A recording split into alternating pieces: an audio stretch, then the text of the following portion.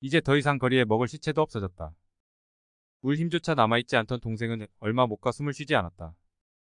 그런데 다음날 우리 가족의 반찬은 고기였다. 얼마 만에 맡은 고기 냄새인지 허겁지겁 먹어치웠다.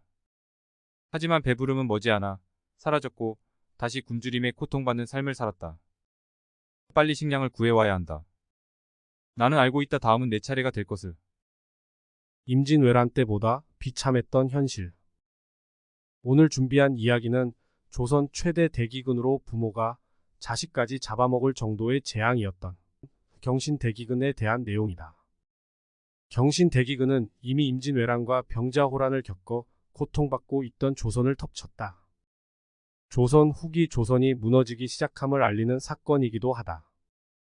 1670년부터 71년까지 단 2년이라는 시간 동안 조선 인구 중 100만 명에 달하는 사람들이 죽어나간다.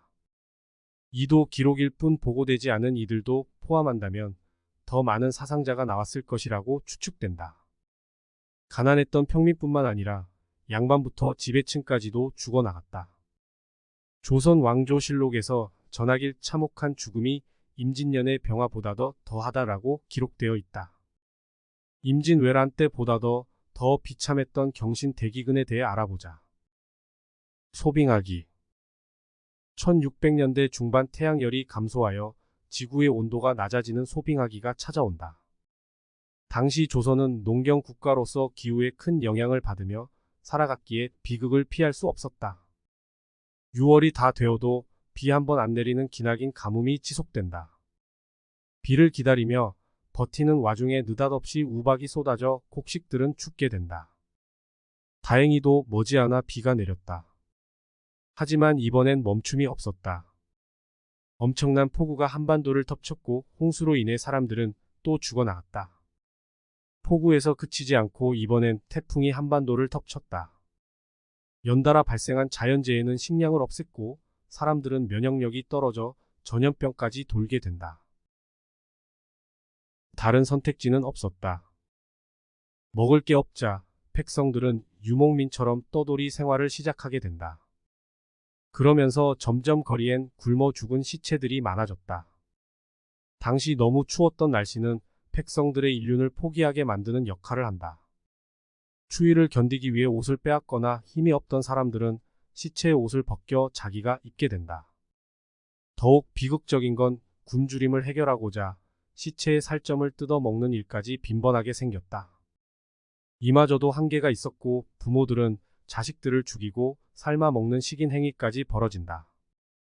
임진왜란과 병자호란의 여파가 채 가시기도 전에 들이닥친 경신대기근은 말로 설명할 수 없을 정도의 재앙이었다. 국물도 없다의 유래. 그래도 조선 정부는 백성들을 위해 식량난을 해결하고자 진율소를 만들어 죽을 배분해준다. 영화 감기에서 약을 발견한 사람들이 죽자고 달려드는 것처럼 진율소 앞은 아비규환 그 자체였다. 난리통 속에 죽을 못 먹은 사람들이 한탄하며 한 마리 국물도 없다였고 여기서 유래됐다고 한다. 조선 정부는 이뿐만 아니라 가진 사람에게 세금을 더 걷고 가난한 사람들에게 덜 걷는 대동법을 전국적으로 확대하게 된다. 이러한 정부의 노력은 백성들에게 힘은 되었지만 해답은 되지 못하였다. 결국 그들에게 필요했던 것은 버틸 시간이었다. 대기근은 조선뿐 아니라 전 세계를 괴롭힌다. 1600년대 중반부터 이미 전 세계에서 이상기후가 나타난다. 에티오피아에서는 1년 동안 눈이 녹지 않았고 영국의 템스강은 얼어붙었다.